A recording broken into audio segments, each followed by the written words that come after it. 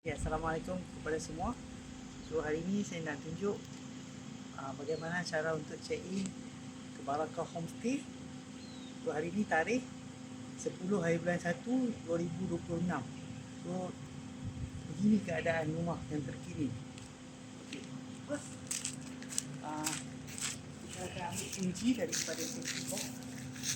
Okay. Selepas pembayaran dibuat, kita akan bagi kunci dan buka kunci tu. Okay. Okay.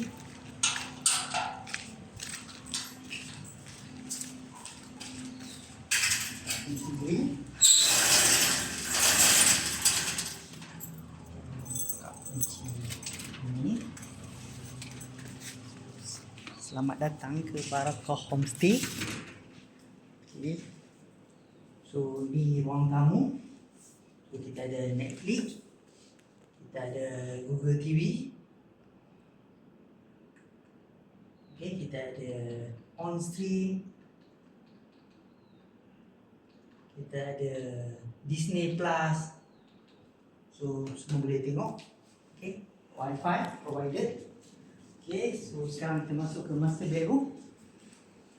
Okay, master bedroom ada katil queen, aircon, ada almari. Okay, almari kita ada Quran semua. Okay, telekung disediakan.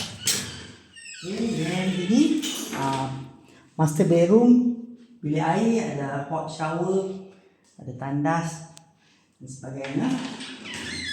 Okay, next kita pergi bilik kedua. Bilik kedua, ini bilik kedua, ada queen bed. Okay, bersama kipas. Okay, dan ada setrika disediakan. Seterusnya kita ke bilik ketiga.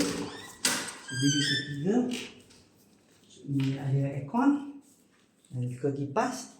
So ini katil, queen bed, telekung disediakan. Okay. So bahagian dapur. So ini bahagian dapur, ruang makan. Okay. So ni water dispenser, ada air panas, air suam dan air sejuk. Okay, dapur kita sediakan. So dapur hanya untuk masak light-light saja. Sekiranya kita tidak dapati ada berminyak, so kita akan charge deposit. So deposit tidak dipulangkan. Okay. Peralatan dapur, kita ada mesin basuh, microwave, peti sejuk. So semua baru. Okay. Kipas. Okay. And next kita ada satu lagi bilik air.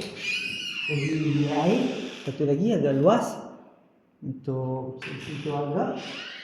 Okay. Dan